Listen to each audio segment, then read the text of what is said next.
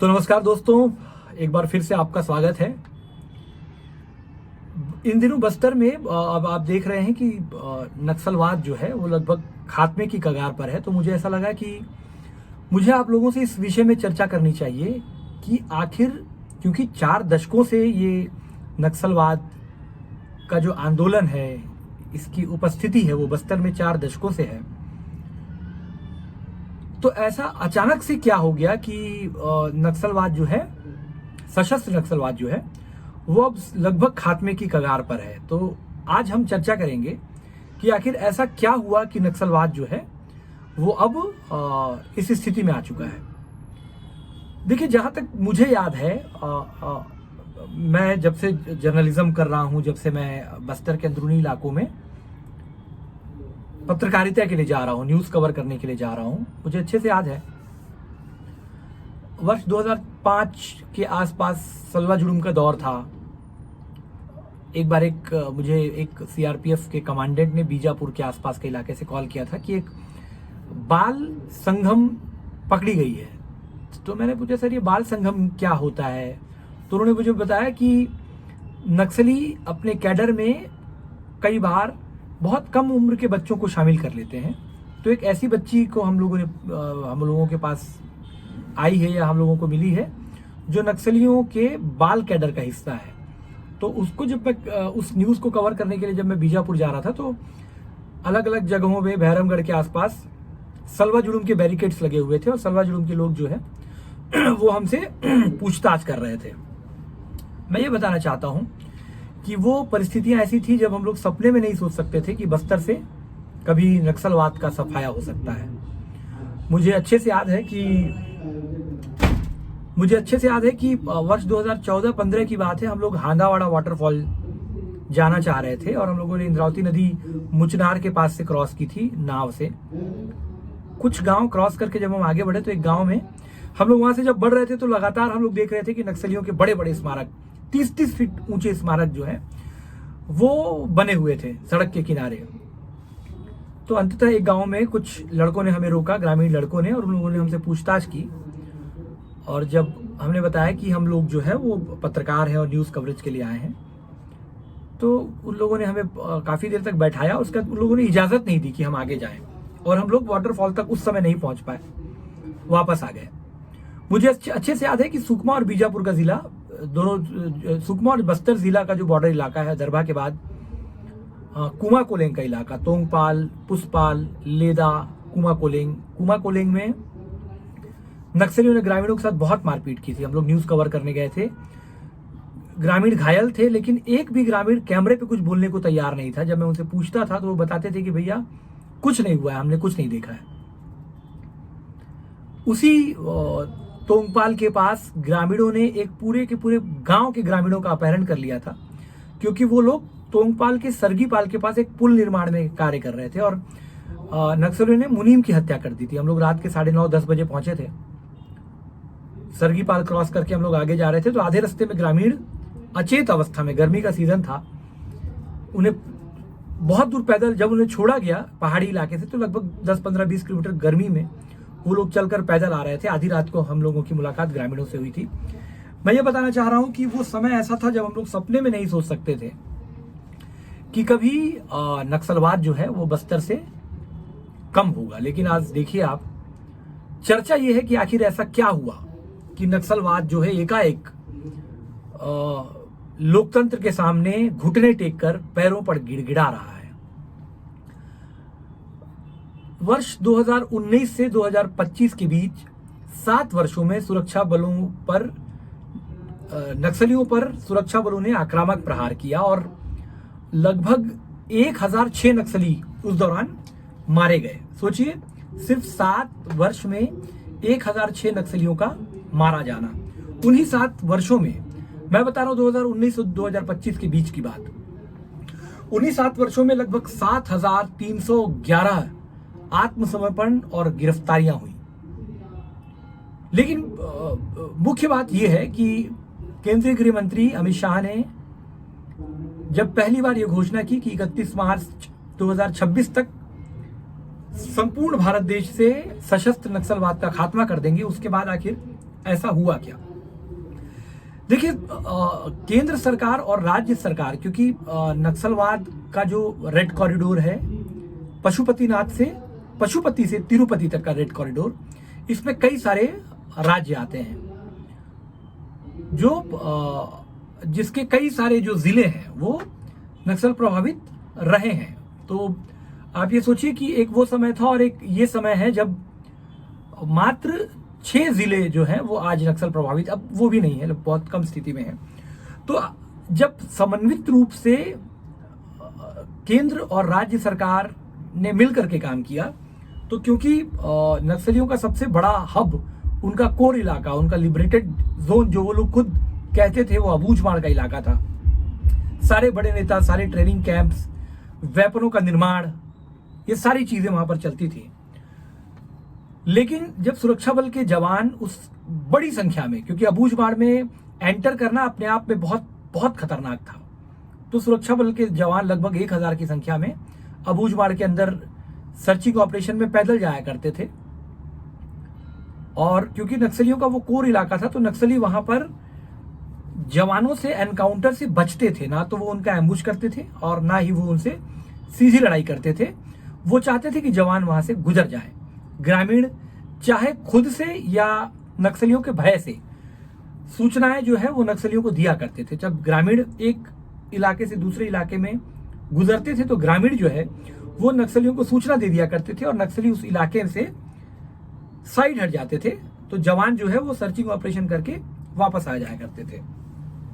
कई बार जब एनकाउंटर होता था, एम्बुश नक्सली लगाते थे और सुरक्षा बलों को नुकसान पहुंचता था, तो नक्सली वारदात करने के बाद एक राज्य से दूसरे राज्य, अबूझमाड़ से चाहे वो गढ़चिरौली इलाके में महाराष्ट्र चले जाएं, चाहे वो तेलंगाना चले जाएं, चाहे वो आंध्र चले जाएं, चाहे या उड़ीसा चले जाएं, तो जो सुरक्षा बलों का जो ऑपरेशन चलता था वो राज्यों की सीमाओं के अंदर प्रायः चलता था। लेकिन जब ऑपरेशन कगार शुरू हुआ, हालांकि उसके पहले भी ये प्रयास हुए, लेकिन आखिरी ऑपरेशन जो कगार शुरू हुआ, इस ऑपरेशन में बाकायदा एक ऐसी रणनीति केंद्रीय गृह मंत्रालय के जरिए बनाई गई जिसमें पुलिस ने सारे राज्यों को मिलाकर के एंटी नक्सल ऑपरेशन चलाना शुरू किया। अब नक्सली वारदात करके एक राज्य से दूसरे राज्य भी भागते थे, तो दूसरे राज्य में जो सुरक्षा बलों की टीम थी वो लगातार सूचनाओं के आदान प्रदान के चलते उन्हें वहां पर भी वो चुनौती दिया करती थी। तो बड़े पैमाने पर समन्वित जो प्रयास था पुलिस का, सुरक्षा बलों का, वो इसके अलावा बहुत बड़ी संख्या में अबूझमाड़ और बस्तर के अंदरूनी इलाकों में सुरक्षा बलों के कैंप्स लगाए गए। जब सुरक्षा बलों के कैंप्स लगाए गए तो उनका 4-5 वर्ग किलोमीटर का जो क्षेत्रफल था वो सुरक्षित हो चला था। आसपास के ग्रामीण जो है वो प्रायः अपेक्षाकृत अपने आप को सुरक्षित महसूस करने लगे थे।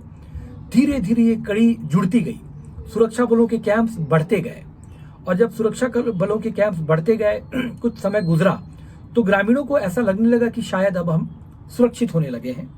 और जब ये भरोसा ग्रामीणों में बढ़ा, तो ग्रामीणों ने सूचना देना भी शुरू किया पुलिस को। इसके साथ साथ डीआरजी की जो टीम है, डिस्ट्रिक्ट रिजर्व गार्ड, बस्तर का जो दंतेश्वरी फाइटर्स हैं, इस तरह की जो टीम बनी, इसमें लोकल लड़ाके जो हैं वो शामिल किए गए। इवन जो आत्मसमर्पित नक्सली थे उन्हें भी इस कैडर में शामिल किया गया। अब स्थिति ये बनी कि नक्सलियों के खिलाफ नक्सलियों का ही कैडर जो समर्पण कर चुका है, जो पुलिस में शामिल हो चुका है, वो बस्तर के अंदरूनी इलाकों में जाकर के ऑपरेशंस को लीड करने लगा। ऐसे में हुआ ये कि नक्सलियों की जो रणनीति थी उससे डीआरजी के जवान जो है वो भली भांति वाकिफ होते थे, और उनके लिए ये जंगल जो था ये अनजाना नहीं था, ये उनका चिर परिचित जंगल था। ऐसे में हुआ ये कि नक्सलियों की जो रणनीति है वो फीकी पड़ने लगी। डीआरजी के और लोकल जो जवान थे उन्हें लोकल लैंग्वेज का ज्ञान था, ग्रामीणों से उनकी जान पहचान थी, इलाके सुरक्षित हो रहे थे तो ग्रामीण भी उनको सूचनाएं दे रहे थे। इस तरीके से बस्तर का बहुत बड़ा भूभाग अब सुरक्षा बलों के भरोसे के दायरे में आने लगा, और यही वजह है कि नक्सलियों का जो आधार क्षेत्र था वो धीरे धीरे कम होने लगा। उनका जो आधार क्षेत्र, उनका जो किला था, वो धीरे धीरे दरकने लगा। ठीक इसी तरह टेक्नोलॉजी का भी भरपूर उपयोग जो है वो किया गया। सुरक्षा बलों की तीसरी आंख के रूप में जो टेक्नोलॉजी है वो जो है उपयोग में लाई जाने लगी। नक्सलियों की घेराबंदी के लिए सरकार ने इजरायली यूएवी हेरॉन के साथ स्वदेशी रुस्तम 2 का उपयोग किया। निशांत और नेत्र ड्रोन का बड़े पैमाने पर इस्तेमाल किया गया। इसके लिए national technical research organisation NTRO इसका बेस स्टेशन जगदलपुर और भिलाई में शिफ्ट किया गया। ऐसे में घने जंगलों में छिप कर रहने वाले नक्सलियों पर सीधी नजर रखी जाने लगी और साथ ही AI आधारित डेटा विश्लेषण, सैटेलाइट मैपिंग और कॉल लॉग्स की वैज्ञानिक ट्रैकिंग ने नक्सलियों के छिपने के ठिकानों को बेअसर कर दिया और इससे नित्य नए खुलासे होते चले गए। अब क्या हुआ देखिए, मैं आपको बताता हूं। वर्ष 2025 में सुरक्षा बलों के 52 कैंप स्थापित किए गए और कुल बस्तर में 243 कैंप स्थापित किए जा चुके। लोगों के अंदर सुरक्षा जागी और वो पुलिस के सपोर्ट में आने लगे। सप्लाई चेन पर प्रहार हुआ। क्या है कि देखिए, आप अगर जंगल में भी रहें तो आपको अपनी सुविधाओं के लिए, बहुत सारी चीजों के लिए पास के गांवों और शहरों पर डिपेंड होना पड़ता है, चाहे वो खाद्य सामग्री हो, चाहे वो दैनिक उपयोग की सामग्री हो, चाहे वो वेपन हो और चाहे वो बारूद हो, चाहे वो दवाइयां हो। खासकर जब आप अंदरूनी इलाकों में रहते हैं, जंगलों में रहते हैं, तो वहां पर तरह तरह की बीमारी, जीव जंतुओं के काटने की समस्या से आपको सामना करना पड़ता है। तो उससे ये हुआ कि जब खूब सारे कैंप्स बस्तर के अंदरूनी इलाकों में खुलने लगे तो नक्सलियों का जो सप्लाई चेन था वो बाधित हुआ। उन्हें दवाइयों की आपूर्ति में समस्या आने लगी, उन्हें राशन की आपूर्ति में समस्या आने लगी, वेपन्स की दिक्कत, सूचनाओं की दिक्कत, इस तरह की दिक्कतें जो है, सप्लाई चेन जो है वो टूटा और ये नक्सलियों के लिए एक बड़ा जो है ड्रॉबैक साबित हुआ। नक्सलियों की लेवी वसूली। नक्सलियों का एक सिस्टम ये रहा है कि वो गांवों में ग्रामीणों से जो है कुछ ये कह करके कि ये आपकी तरफ से एक हमारे लिए सपोर्ट है, ऐसा मान करके कुछ पैसे लिया करते थे। यदि किसी के पास ट्रैक्टर है तो वो वार्षिक रूप से पैसे देगा, यदि कोई किराना दुकान का संचालन करता है तो वो वार्षिक रूप से पैसा देगा, यदि उस इलाके में कोई सरकारी कर्मचारी आकर के अपनी सेवाएं दे रहा है, टीचर, डॉक्टर या नर्स, इस तरीके का, तो वो एक निश्चित राशि जो है वो नक्सल संगठन को देगा। उस इलाके से अगर व्यापारिक कार्य हो रहा है, यदि तेंदुपत्ता वहां से जा रहा है तो तेंदुपत्ता के ठेकेदार उन्हें पैसा देंगे। उनके बफर जोन वाले इलाकों में अगर विकास कार्य हो रहा है, सड़कें बन रही है, तो उसका पैसा वो लोग लेंगे। तो ये जो इनका आर्थिक तंत्र, एक मजबूत तंत्र था, वो जो है वो धराशायी हो गया। नक्सलियों को आर्थिक रूप से जो है समस्या आने लगी और अर्थ की समस्या एक बड़ी समस्या होती है। तो ये समस्या भी जो है वो नक्सलियों के बीच आने लगी। एक समस्या ये भी थी कि जो लोकल कैडर था, उन्हें समझ में आने लगा कि जो आंध्र का कैडर है वो आकर के यहाँ पर बड़े बड़े पोस्ट में है, लेकिन बस्तर का लोकल आदिवासी जो है उसे नक्सल संगठन में बड़े पोस्ट नहीं मिल रहे हैं। वो सबसे फ्रंट लेयर में जाकर के बंदूक पकड़ करके सीधी लड़ाई सुरक्षा बलों से लड़ रहा है। गोलियां जब चल रही हैं तो वो उन्हें अपने सीने पर झेल रहा है, लेकिन कैडर में जो उनको एक दर्जा मिलना चाहिए वो नहीं मिल पा रहा है। ये समस्या रही ही है। साथ ही साथ एक बात ये भी एक बड़ी संख्या में लोकल जो लड़के थे, लड़कियां थी, उनके बीच ये था कि भाई आखिर हम जो लड़ाई लड़ रहे हैं उस लड़ाई में जीत कब मिलेगी, वो कितनी लंबी लड़ाई है, ये भी एक समस्या थी।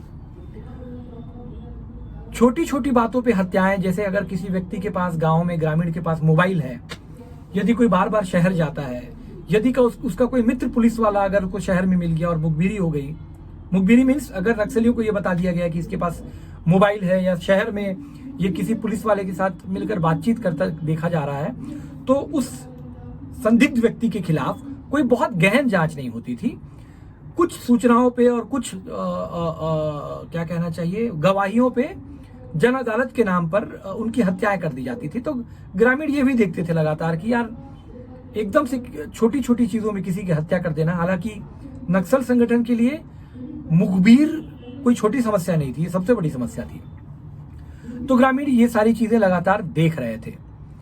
वक्त के साथ जब नक्सल के कैडर में भी एक दूसरे के प्रति अविश्वास की स्थिति बनी, तो नक्सलियों के कैडर में भी आपस में जो है वो डिस्प्यूट सामने आया और ये भी समर्पण की एक वजह बनता रहा। दबाव जब बढ़ा तो बड़ी संख्या में जो कैडर है उन लोगों ने समर्पण किया, बड़ी संख्या में एनकाउंटर्स हुए, गिरफ्तारियां हुई। तो नक्सलियों का जो मनोबल है वो धीरे धीरे धीरे धीरे टूटने लगा। बस्तर का जो लोकल कैडर है उसे समझ में आने लगा कि हमारा जो आधार का इलाका है वहां पर विचरण करना बहुत मुश्किल है। तो चौतरफा दबाव जो है वो नक्सलियों के ऊपर पड़ने लगा और यही जो वजह है, ये नक्सलियों के तंत्र को में सेंध लगाने में जो है ये वजह गेम चेंजर बनी। इसके साथ आप ये भी देखिए कि नक्सलियों का जो बड़ा कैडर है उसमें भी एनकाउंटर्स हुए और धीरे धीरे धीरे बड़े कैडर में भी आपस में जो इन लोगों की बातचीत थी, अलग अलग राज्यों में नक्सलवाद फैला है, अलग अलग इलाकों में इनका जो अलग अलग कैडर है उसके बड़े बड़े नेता फैले हुए हैं, चाहे वो पोलित ब्यूरो हो, चाहे वो सीसी कमेटी हो, चाहे वो जोनल कमेटी हो। आपस में इनका जो संचार था, जो माध्यम था, क्योंकि जनरली ये फोन का उपयोग नहीं करते हैं, ये दूर संचार का उपयोग नहीं करते हैं, तो सूचनाएं जो है वो पत्रों के जरिए या मौखिक तौर पर एक दूसरे के पास पहुंचती हैं। तो ये जो तंत्र है ये टूट गया। नक्सली जो है वो आपस में बातचीत नहीं कर पा रहे थे। तो अंत में तो ये स्थिति हो गई थी कि हमें समर्पण करना है, इस विषय में भी वो लोग आपस में बातचीत नहीं कर पा रहे थे कि अगर जोनल कमेटी का कोई कमांडर यहाँ बैठा हुआ है, वो अगर सीसी कमेटी से बात करना चाहे या सीसी कमेटी ये खबर बताना चाहे कि भैया आप समर्पण करने का वक्त आ गया है, तो ये भी कनेक्शन नहीं हो पा रहा था। और यही वजह थी कि एक समय नक्सल संगठन ने सरकार से ये बात, सरकार के सामने ये बात रखी थी कि आप हमें 1 महीने या कुछ समय के लिए एक समय दें ताकि हम लोग मिल बैठकर बात कर सकें कि हमें किस तरीके से और कैसे समर्पण करना है। लेकिन सरकार इस बात को समझ रही थी कि ये मौका गलत होगा कि हम इन्हें चांस दें, और उन्हें ये चांस नहीं दिया गया।